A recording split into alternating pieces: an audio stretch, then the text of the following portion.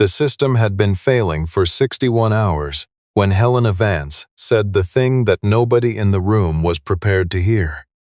She was standing at the head of the long glass table on the 14th floor of Meridian Freight Solutions, downtown Vancouver headquarters, looking at 11 people who between them held advanced degrees from 4 countries and had collectively billed more combined hours of emergency problem solving than most firms see in a decade.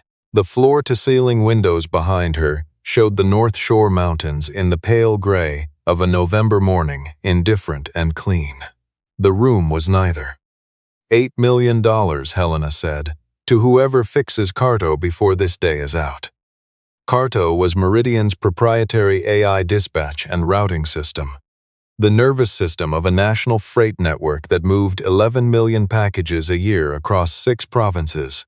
3 days earlier, on a Wednesday morning in the second week of November, it had begun producing routing sequences that made no operational sense.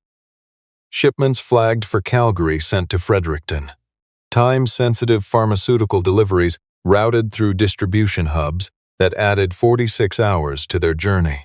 Containers stacked in sequences that had caused 2 minor warehouse incidents and 1 near miss that risk management had quietly begun documenting with the specific care of people who anticipate regulatory scrutiny. The cascading errors were costing Meridian approximately $60,000 an hour.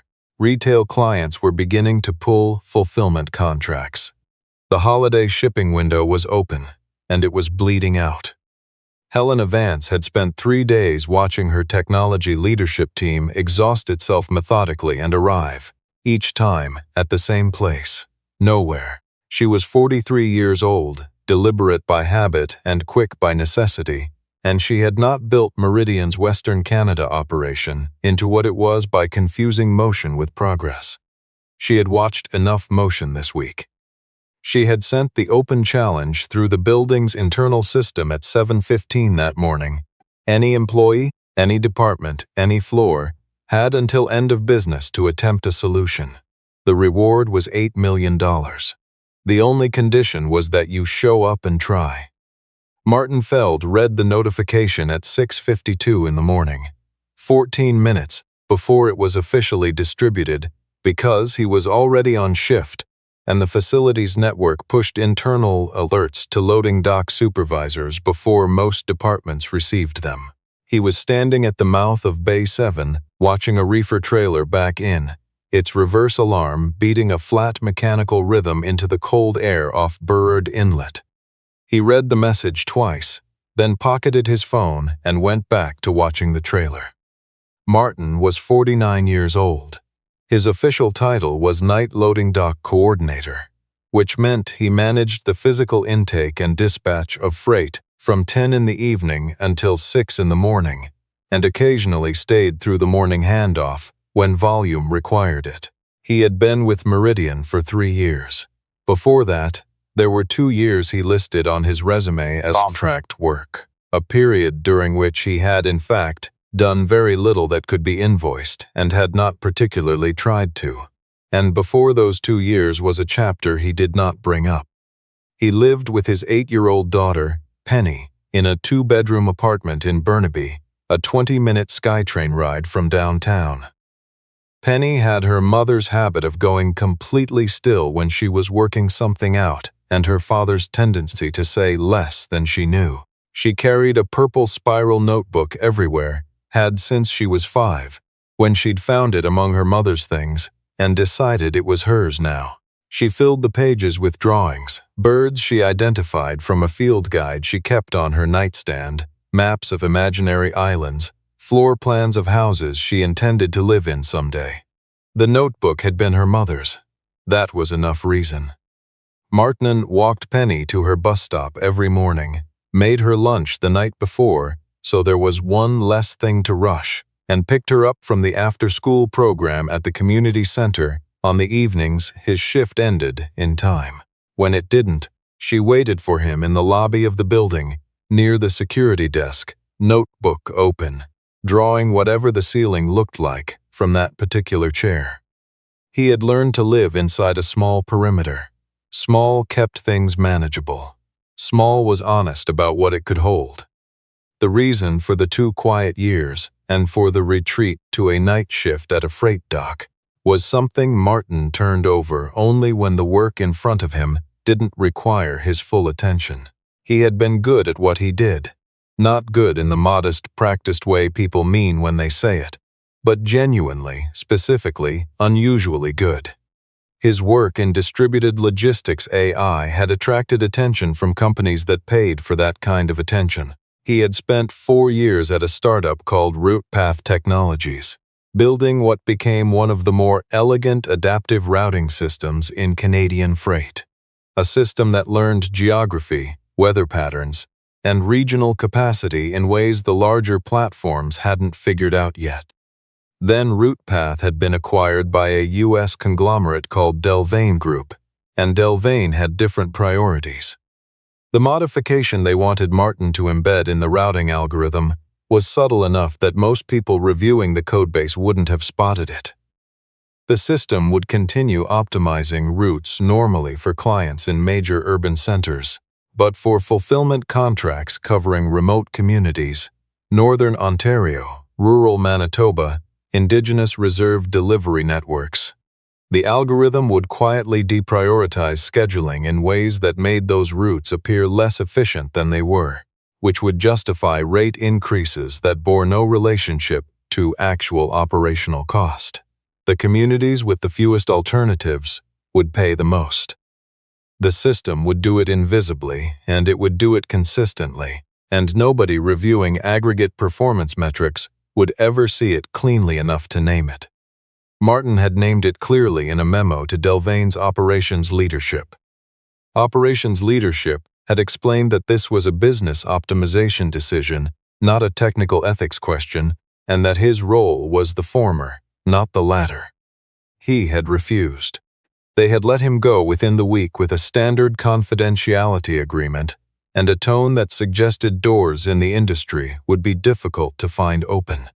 He had signed the agreement, gone home to his apartment in East Vancouver, and not returned to the field. That had been 5 years ago. Penny had been 3.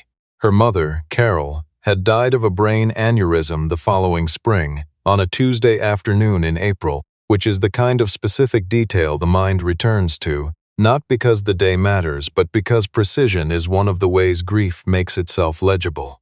Martin had taken the first job he was offered, worked his way from a small courier depot to Meridian, and settled into the rhythm of it.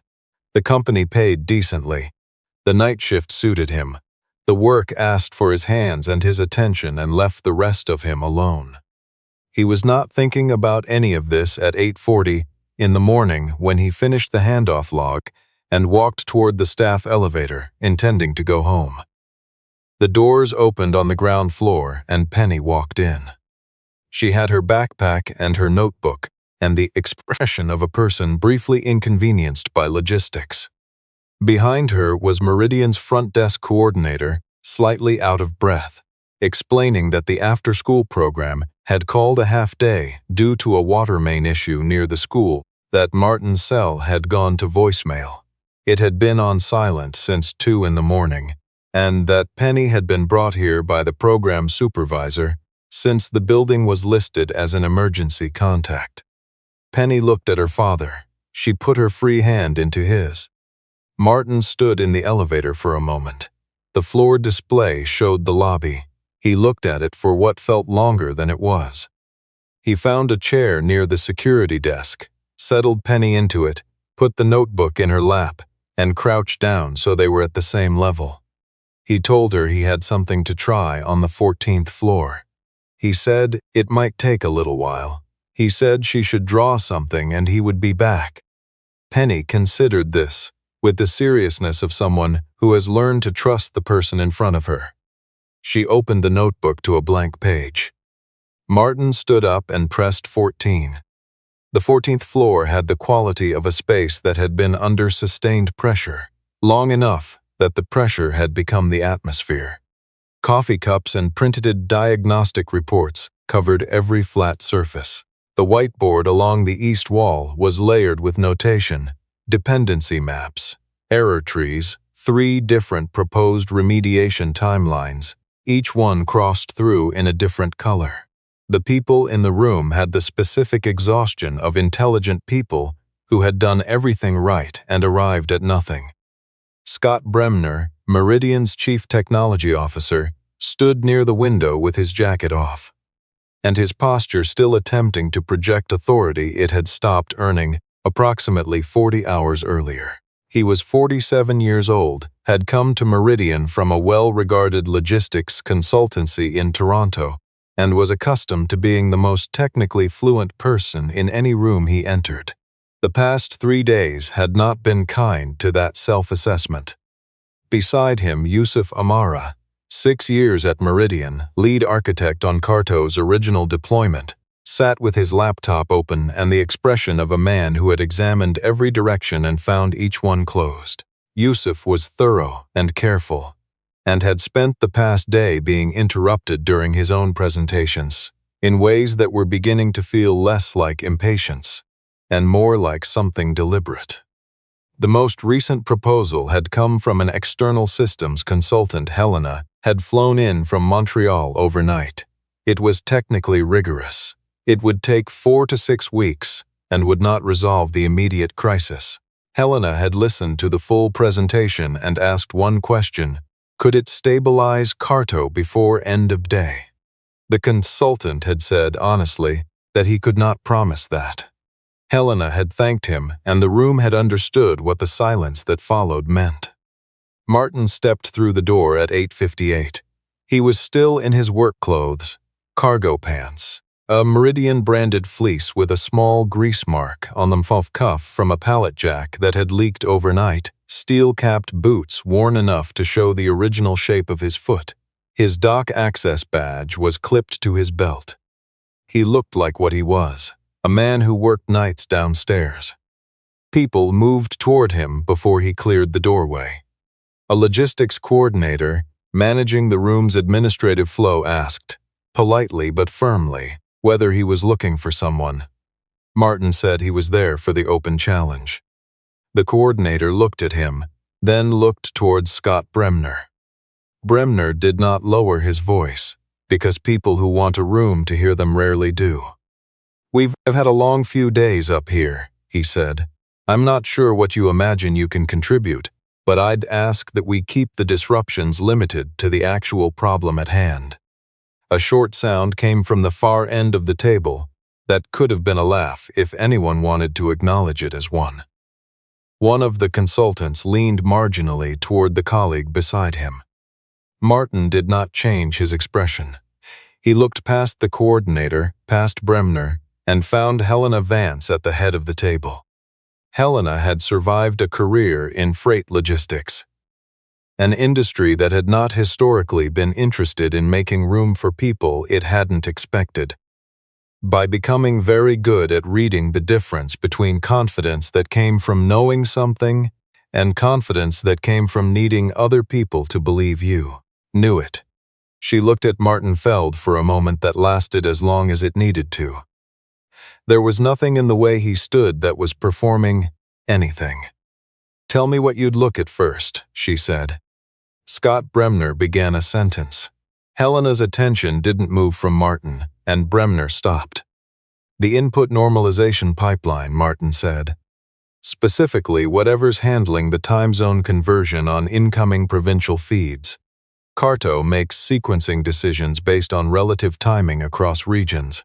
If something upstream is skewing that relationship, the routing logic doesn't know it's working with bad coordinates. It just follows them." Yusuf Amara had gone still, not dismissive still, the other kind. "That layer has been reviewed," Bremner said, "multiple times, by people with the credentials to assess it." Martin looked at him briefly. "I understand. I'd like to look at it anyway." Helena said, "Give him access." There was a terminal free near the east wall. Martin sat down. He did not ask for a summary of what had been tried. He did not ask anyone to orient him to the system. He pulled up the raw input log, not the processed error reports that everyone had been reading, not the audit summary generated by the monitoring tools, But the actual preprocessing layer, the handoff between the raw provincial data feeds and Carto's decision engine. Yusuf watched him from across the room. He watched where Martin's attention went, which was not where anyone else's had gone, which meant either Martin didn't understand the system or he understood something about it that the rest of them had overlooked. Yusuf had spent long enough in the room to hold both possibilities with equal seriousness. Scott Bremner checked his watch once in the first 90 seconds. He made a remark to the external consultant that the open challenge had perhaps attracted a wider range of respondents than intended. The consultant offered a diplomatic non-response. Yusuf did not look up. What Martin was looking at, in the way that people trained to think about infrastructure think about it, was the quiet place. The step before the step.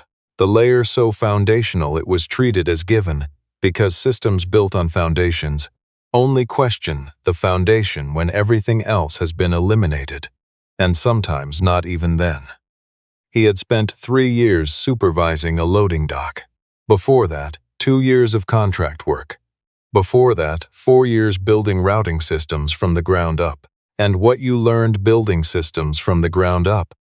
Before the beautiful architecture, before the machine learning, before the elegant optimization logic, was that the data going in was everything. The most sophisticated engine in the world produced exactly the quality of output it received, no better and often considerably worse, because a smart system could amplify a small error in directions a simpler system would never reach. He found it in 4 minutes and 50 seconds. Carto's routing logic used timestamp data from 17 provincial and regional carrier feeds. One of those feeds, the BC Interior Data Relay, covering a zone that included 2 regional airport hubs and a cluster of northern delivery networks, had been reintegrated 8 days earlier during a scheduled infrastructure maintenance window. The reintegration had included a configuration update to the feed's normalization layer. The update had been logged as a routine parameter correction.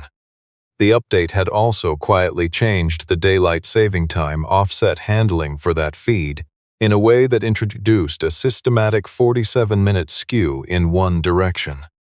47 minutes was nothing to most systems. To Carto, which built its routing sequences by calculating the precise temporal relationship between 17 simultaneous data streams, 47 minutes was enough to make the entire provincial network of interdependent route decisions drift in ways that compounded over every decision cycle. The errors hadn't arrived all at once. They had grown exactly as the incident reports showed, gradual, then cascading, then catastrophic. Carto wasn't broken. Carto had been given broken data for 8 days and had done exactly what it was designed to do with it. Martin leaned back slightly. He looked at the screen the way a person looks at something they already understand and are simply letting be confirmed. Then he turned to face the room. The problem is in the normalization configuration for the BC Interior feed, he said. It was updated 8 days ago during the maintenance window. The daylight saving offset handling was modified, and it introduced a 47-minute skew on that feed's timestamps. Carto is routing correctly based on the data it's receiving. The data it's been receiving for 8 days has had a consistent temporal error in one channel. The fix is a configuration correction to the offset parameter and a reprocessing of the affected decision cache. The room was very quiet.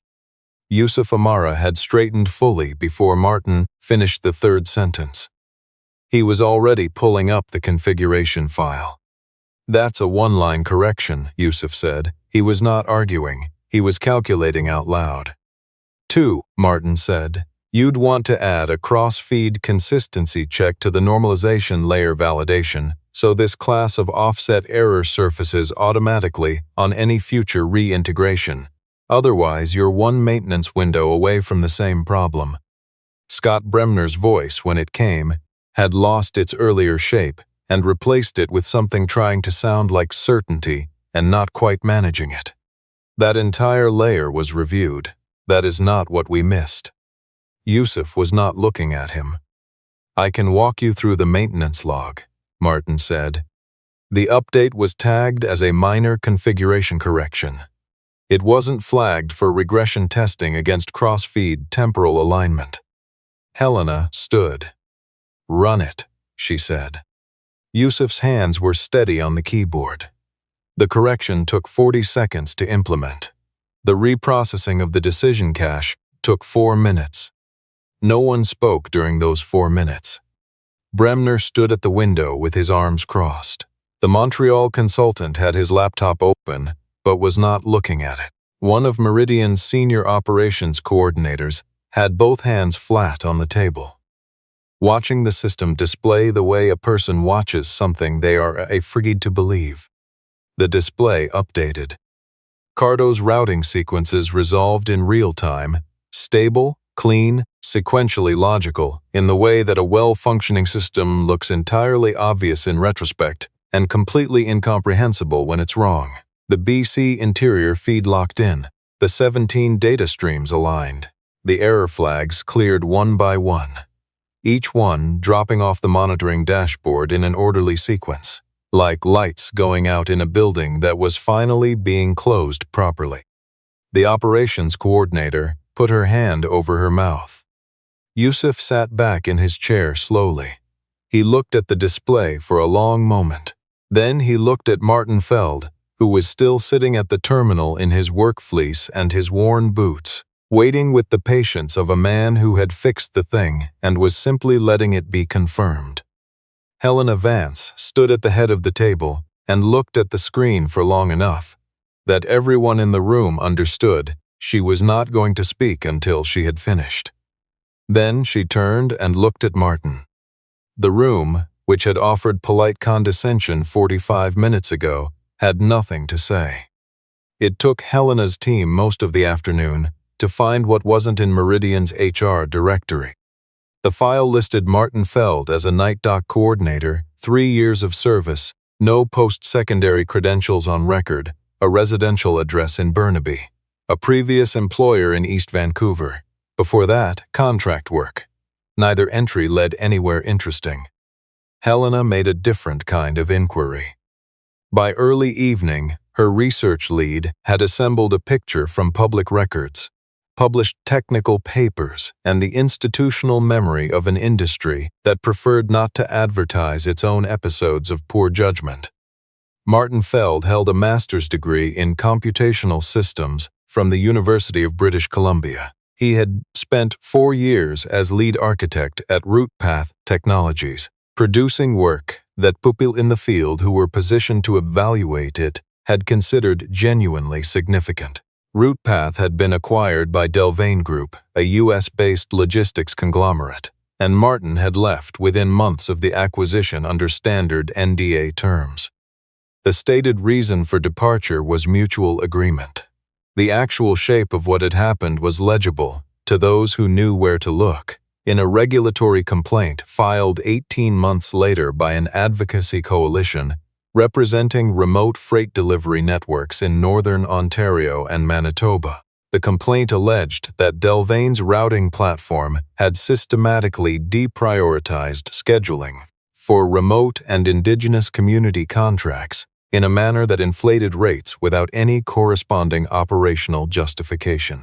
The investigation had resulted in a consent agreement, a financial penalty, and the quiet reassignment of several Delvane operations executives.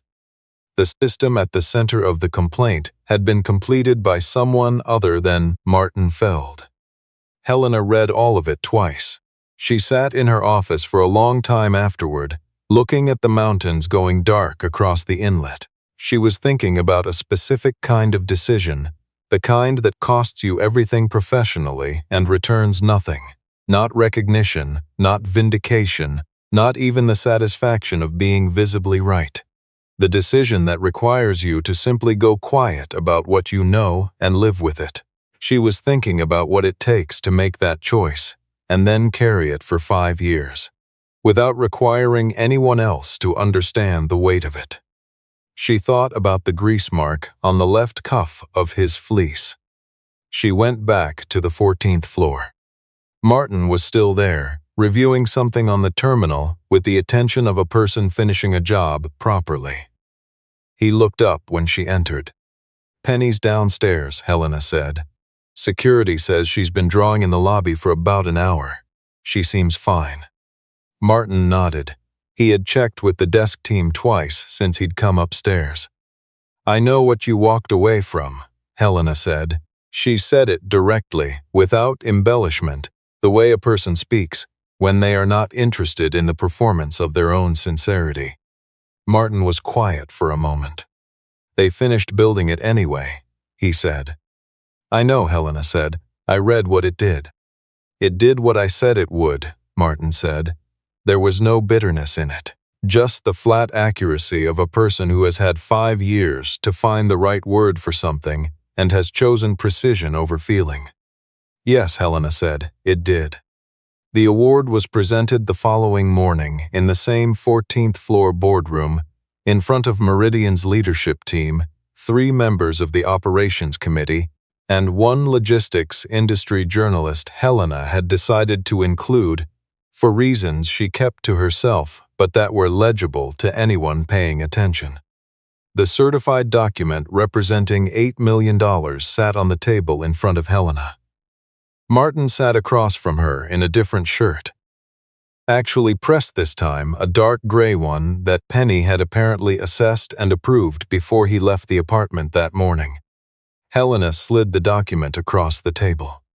Martin picked up the pen. He held it without writing. "I'd like to talk about how this is structured," he said. The room shifted in the particular way. Rooms shift when they expect one kind of surprise and receive a different one entirely. "I'm not declining it," he said clearly, without drama. "I want to be clear about that first. What I'm asking is whether there's a mechanism to direct a portion of it differently." He paused.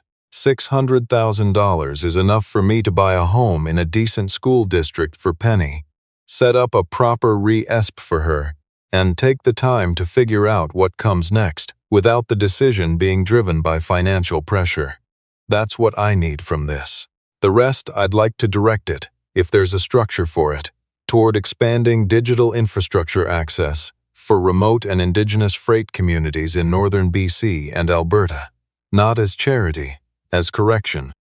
He let that word sit where he'd placed it.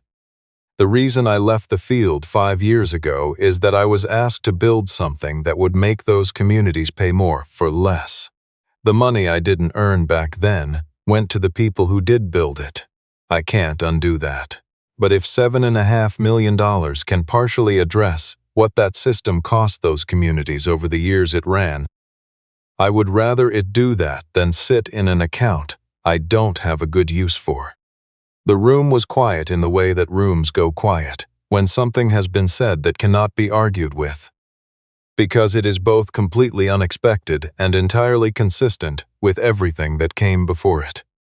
Helena looked at him for a long moment, not the assessing look she'd given him on the 14th floor the day before, something slower and less like evaluation.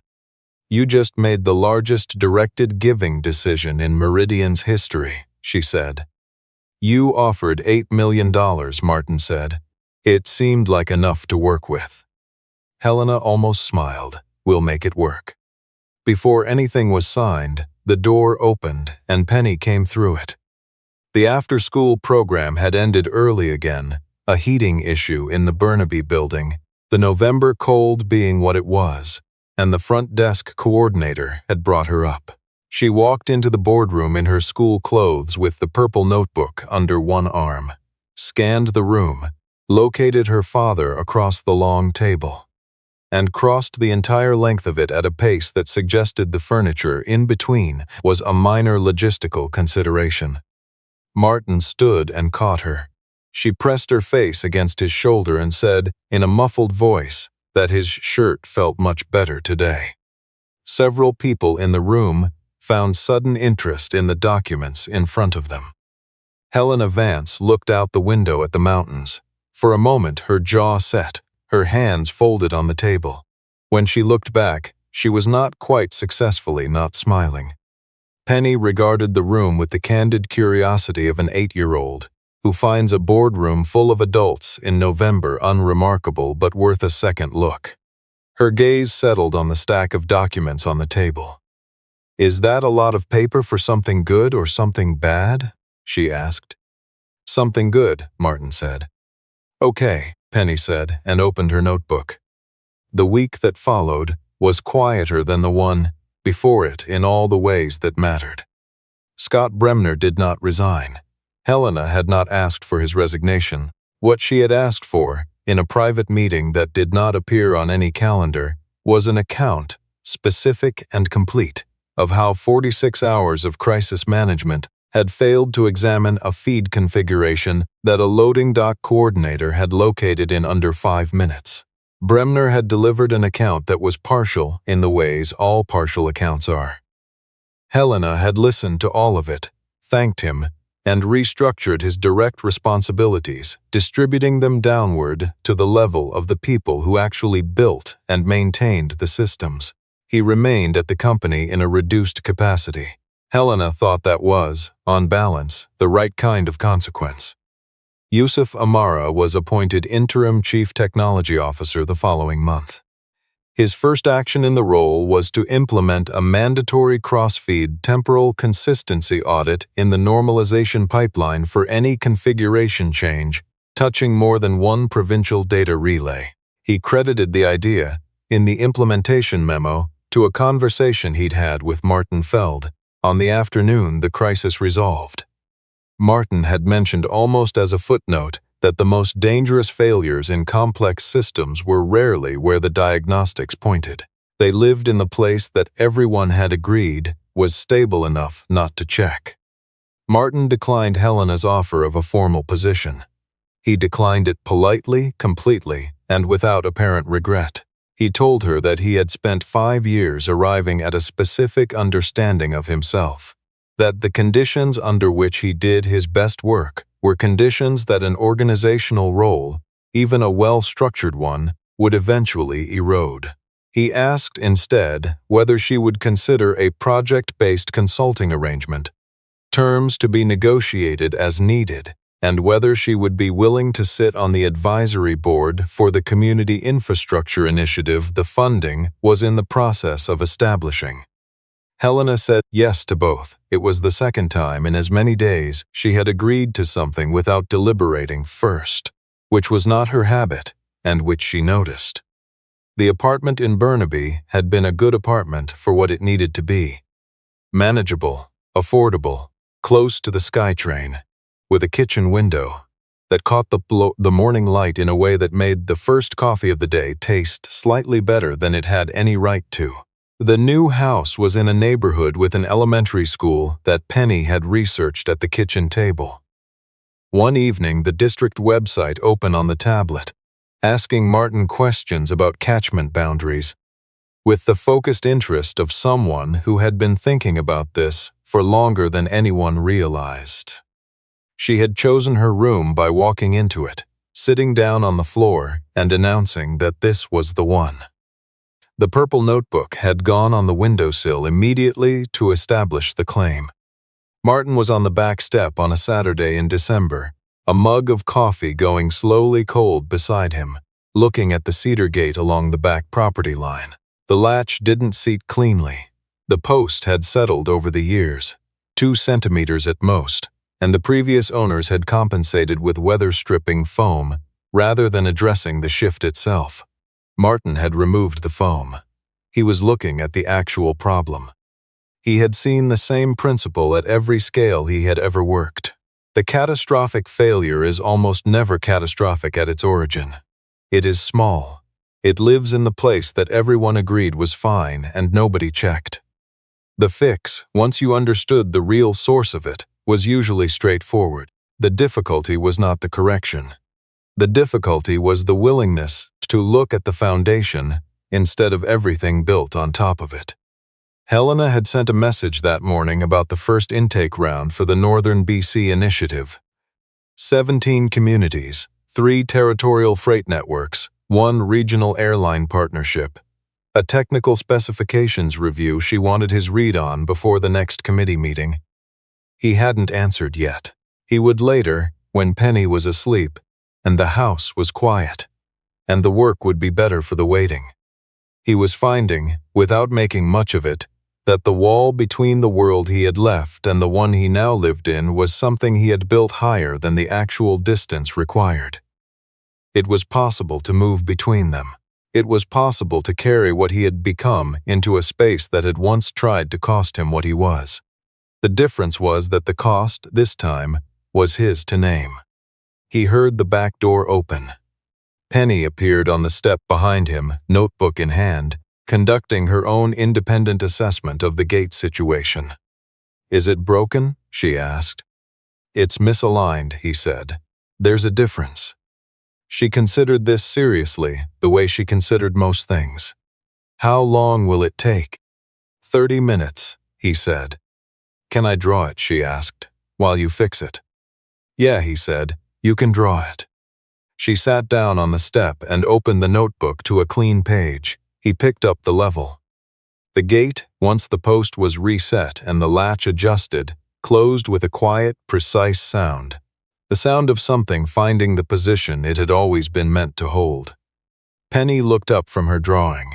She had already sketched the fence, the gate, the maple in the far corner of the yard. She had drawn it as it would look in spring, with the leaves fully open, and the morning light coming in from the east the way she had decided it would.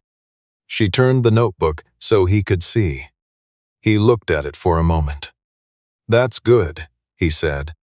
"I know," she said, not with arrogance, but with the matter-of-fact accuracy of someone who has learned to trust what she sees.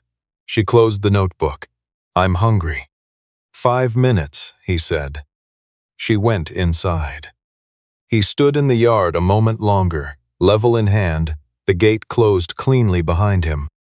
Some repairs take years to reach, not because the problem is complicated, but because it takes that long to find the place where the work was always supposed to begin. And when you finally stand in the right spot, with the right tools, for the right reasons, what you're fixing is almost never only the thing directly in front of you. He went inside to make lunch.